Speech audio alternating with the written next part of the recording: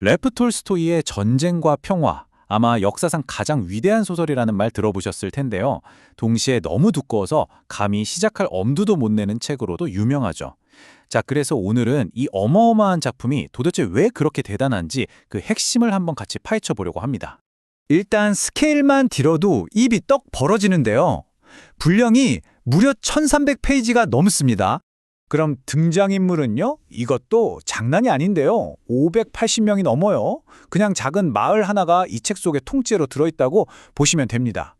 톨스토이가 이 거대한 세계관 하나를 만들어내려고 1865년부터 1869년까지 꼬박 6년이라는 시간을 쏟아 부었대요. 아니, 대체 이 엄청난 스케일 뒤에 뭐가 있길래 인류 역사상 최고의 소설이라고까지 하는 걸까요? 자, 지금부터 그 비밀을 한번 들여다보겠습니다. 먼저 전쟁 파트부터 시작해 볼게요. 여기서는 이 소설의 뼈대가 되는 톨스토이의 역사관을 살펴볼 건데요. 이게 당시에는 정말 엄청나게 파격적인 생각이었어요. 톨스토이는 딱 잘라 말해요. 역사는 나폴레옹 같은 위대한 영웅 한 명이 만드는 게 아니다 라고요.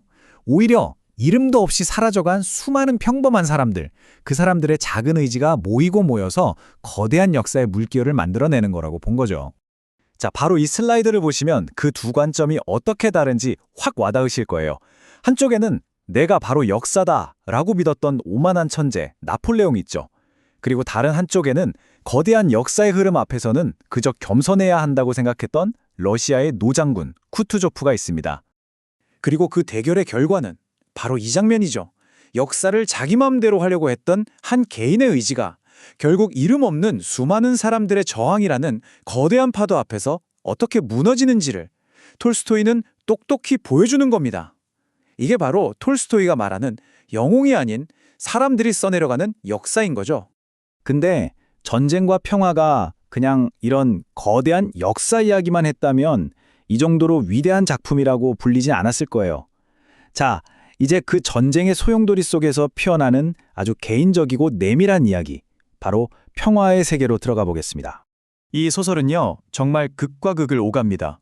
보시는 것처럼 한쪽에서는 모든 게 반짝이는 화려한 무도회가 열리고 거기서 사랑과 질투가 싹트죠. 그런데 다른 한쪽에선 모든 게 파괴되는 끔찍한 전쟁터가 펼쳐져요. 등장인물들은 바로 이 양극단을 오가는 거대한 시계추 위에서 위태롭게 자기 삶의 의미를 찾아 헤매는 겁니다. 자, 그런데 등장인물이 500명이 넘는다고 했잖아요. 이 사람들을 다 따라갈 수는 없겠죠. 그래서 우리는 이 거대한 이야기의 심장이라고 할 수 있는 딱 3명의 인물, 이들의 여정을 따라가 보려고 합니다. 이 세 사람을 통해 톨스토이가 진짜 하고 싶었던 이야기가 뭔지 엿볼 수 있을 거예요. 첫 번째 인물, 바로 피에르입니다. 이 친구는 갑자기 엄청난 유산을 물려받은 부자인데 어딘가 좀 어수룩하고 늘 나는 어떻게 살아야 하지? 이 질문을 붙들고 사는 사람이에요. 어쩌면 진정한 삶의 의미를 찾아 헤매는 우리 모두의 모습 같기도 하죠. 그리고 피에르와는 완전 반대편에 있는 것 같은 인물이 있어요. 바로 안드레이 공작입니다. 아주 냉철하고 똑똑하고 야망도 커서 전쟁터에서 영광을 얻고 싶어 하죠. 하지만 아이러니하게도 그는 바로 그 죽음의 문턱에서 자기가 그토록 찾던 것과는 전혀 다른 진짜 진실을 마주하게 됩니다. 그리고 마지막으로 이 두 남자의 인생을 송두리째 흔들어 놓는 인물, 나타샤입니다. 이 인물은 정말 그냥 살아있는 생명력 그 자체예요.